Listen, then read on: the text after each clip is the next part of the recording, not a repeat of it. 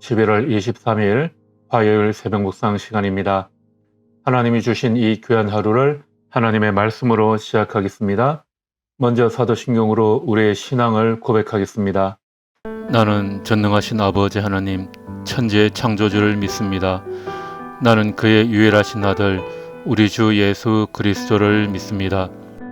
그는 성령으로 잉태되어 동정녀 마리아에게서 나시고 본디오 빌라도에게 고난을 받아 십자가에 못 박혀 죽으시고 장사된 지 사흘 만에 죽은 자 가운데서 다시 살아나셨으며 하늘에 오르시어 전능하신 아버지 하나님 우편에 앉아 계시다가 거기로부터 살아있는 자와 죽은 자를 심판하러 오십니다. 나는 성령을 믿으며 거룩한 공교회와 성도의 교제와 죄를 용서받는 것과 몸의 부활과 영생을 믿습니다. 아멘. 고린도전서 1장 1절에서 3절. 하나님의 뜻으로 그리스도 예수의 사도로 부르심을 받은 나 바울과 형제 소스데네가 고린도에 있는 하나님의 교회에 이 편지를 씁니다. 그리스도 예수 안에서 거룩하여지고 성도로 부르심을 받은 여러분에게 문안드립니다. 또 각처에서 우리 주 예수 그리스도의 이름을 부르는 모든 이들에게도 아울러 문안드립니다. 예수 그리스도는 이 사람들의 주님이시며 우리의 주님이십니다.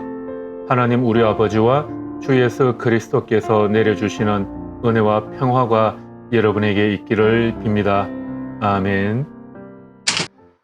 오늘부터 읽을 말씀은 고린도전서입니다. 그중에서 1장에서 4장 오늘 읽으셔야 하고요. 고린도는 그리스 남부 지역인 아가야 지방의 중심 도시입니다. 당시 고린도 인구가 70만 명이었다라고 그렇게 기록되어 있어요. 지금으로 봐도 엄청나게 큰 대도시입니다. 중요한 상업도시이며 또 당시 그리스의 중심 도시였죠. 그리스의 남북 통로는 고린도를 통과해야만 했으며 동서 무역의 중심지이기도 했습니다. 로마 제국의 다른 대도시들처럼 고린도도 체육이 굉장히 성행했습니다. 그래서 당시에 올림픽에 버금가는 큰 경기를 자주 개최했다고 합니다. 그러나 도덕적인 수준은 아주 낮았고요. 그리스 신화에 나오는 미의 여신인 아프로디테의 신전이 있을 정도였습니다. 이 신전과 관련된 1000명 이상의 여사제들이 도덕적으로 매우 문란했습니다. 고린도라는 단어가 부요와 사치, 술취함과 방탕이라는 말뿐만이 아니라 불결이라는 말과도 동의어가 될 정도였다고 합니다. 바울이 제2차 전도 여행 시에 마케도니아를 지나 아테나를 거쳐 고린도에 와서 1년 6개월 동안 머물면서 교회를 개척하였고 성장한 것이 바로 이 고린도 교회입니다.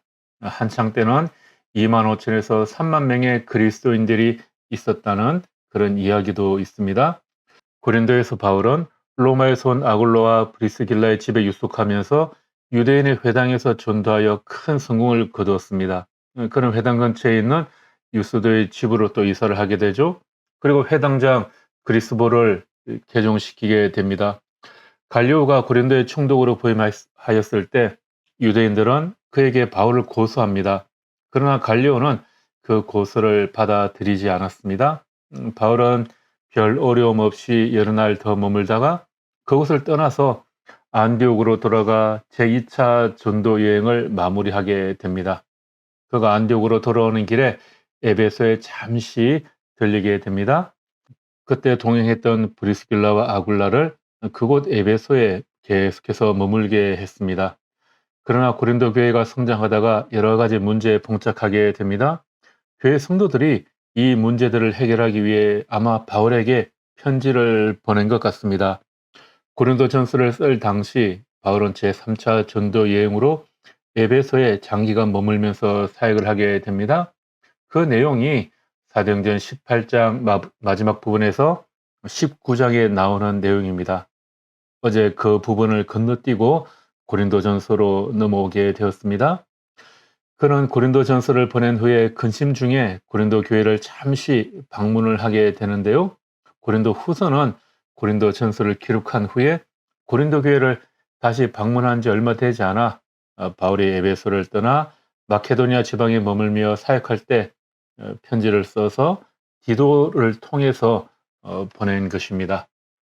바울은 고린도 교회에서 일어나고 있는 이 문제점들을 지적하면서 교회의 바른 모습이 어떤 모습인가 그 부분에 대해서 이야기를 합니다. 하나님의 교회란 성도로 부르심을 입은 사람들, 또 예수 그리스도의 이름을 부르는 모든 자들이라고 성경은 정의하고 있습니다. 여러분, 교회는 건물이 아닙니다. 예배를 드리기 위한 공간, 건물이 필요하지만 그것은 예배를 드리는 예배당일 뿐이지 건물 자체가 교회는 아니라는 것입니다. 유럽에 가보면 유럽에서는 도시 곳곳에 아름다운 건물들이 교회 건물들이 있습니다. 그러나 지금은 그 예배당 대부분이 다 텅텅 비어 있고요. 관광객만을 받고 있습니다. 교회 건물은 있지만 교인이 없습니다. 이것은 교회라고 할 수 없죠. 2000년이라는 오랜 시간 동안 서구 교회는 교회와 건물을 동일시했습니다. 그래서 건물을 짓는 것이 교회의 목적이었습니다. 뭐 우리나라도 한때는 그랬죠. 교회 건물을 짓는 것이 마치 교회의 큰 목적인 것처럼 여겨졌습니다. 그래서 도시 곳곳에 교회라는 건물을 세웠지만 유럽은 그 교회의 본질이 다 사라져 버리고 말았던 것입니다. 또한 교회는 조직이나 제도가 아닙니다. 교회가 운영되기 위해서는 조직과 제도가 필요합니다. 그러나 그 자체가 결코 교회는 아니라는 거죠. 그런데 조직은 한번 만들면 새로 바꾸기가 힘들고 또 조직에 속한 사람들이 자기 조직을 유지하기 위해서 노력을 합니다. 그래서 조직이 그 목적보다 비대해지게 되는 것이죠. 정부의 각 부처도 그렇지 않습니까? 부처 이기주의라는 게 있어서 자기 부서의 일만 생각하고 불리한 건 다른 부서로 넘기려고 합니다. 그리고 자리에 대한 욕심이 생기고 파가 갈리게 되는 겁니다. 그래서 고린도 교회에서도 나는 바울 편이다. 나는 아볼로 편이다. 나는 베드로 편이다. 아니다. 나는 그런 사람들 말고 나는 그리스도 편이다. 이렇게 파를 나누는 사람들까지 생겼던 것입니다. 한국의 개신교는 장로교회가 주류를 이루고 있습니다. 개신교 안에는 보면 참 수많은 교파가 있습니다. 뭐 장로교, 감리교, 또 성결교, 침례교, 순복음 이런 많은 교파가 있는데요. 그렇게 나누어진 각각의 교파 안에도 또 여러 분파라고 해야 되나요? 그렇게 또 많이 나뉘어 있습니다. 로마 가톨릭으로부터 개혁을 해서 나온 프로테스탄트, 이것을 개신교라고 하죠. 그 당시 대표적인 사람인 칼빈의 개혁을 배우기 위해 스코틀랜드에서 와서 오랫동안 함께했던 존 녹스라는 사람은 교회를 교인들을 대표로 하는 대의 정치, 장로 제도라는 시스템을 받아들였습니다. 그 민주적인 대의 정치 시스템을 교회에 넣었던 것입니다. 녹스는 스코틀랜드로 가서 장로교회를 세웠고요. 그 장로교회가 미국으로 전해졌습니다. 그리고 미국의 장로교회가 태평양을 건너 한국으로 들어왔습니다. 한국의 장로교회는 미국의 장로교회의 영향을 받았죠. 그런데 이제는 미국의 장로교회와 완전히 다른 우리나라만의 장로교회의 시스템을 그렇게 가지게 되었습니다. 우리나라에 들어와서 가부장적인 유교 문화와 접목되면서 독특한 한국만의 시스템을 가지게 된 것입니다. 그래서 장로로 한번 선출되면 70세 은퇴할 때까지 영향력을 행사하게 되고요. 70세가 되면 원로가 되는데 원로가 되었어도 여전히 같은 영향력을 미치게 되죠. 이건 목사도 마찬가지인 것 같습니다.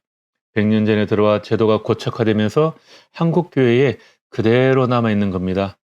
100년 전의 옷을 그대로 입고 있는 거죠. 정치나 사회, 교육 제도는 너무나도 빨리 시스템이 바뀌는데 교회 안에는 전혀 시스템의 변화가 없습니다. 그래서 보수화가 되고 젊은이들이 적응하기가 힘들고 문제가 생기는 것이 아닌가 그런 생각을 해보게 됩니다. 여러분, 교회는 건물이나 제도가 아닙니다. 우리 클라우드 교회는 그러고 보니까 건물도 없고요. 조직도 없습니다. 음, 조직을 갖추려고 해도 사람이 없기는 합니다. 성경은 교회를 거룩한 자로 부르심을 입은 사람들, 예수 그리스도를 믿는 사람들의 모임이라고 정의합니다. 바로 여러분들 각자가 교회인 것입니다. 여러분 한 사람 한 사람이 그리스도의 교회가 되시기를 기도합니다. 여러분이 참된 교회가 될 때 한국 교회는 새롭게 세워지게 될 줄 믿습니다. 기도하겠습니다. 하나님, 주님의 가르침에 우리의 기쁨이 있습니다. 주님, 동네 구석구석에 교회 십자가가 보입니다.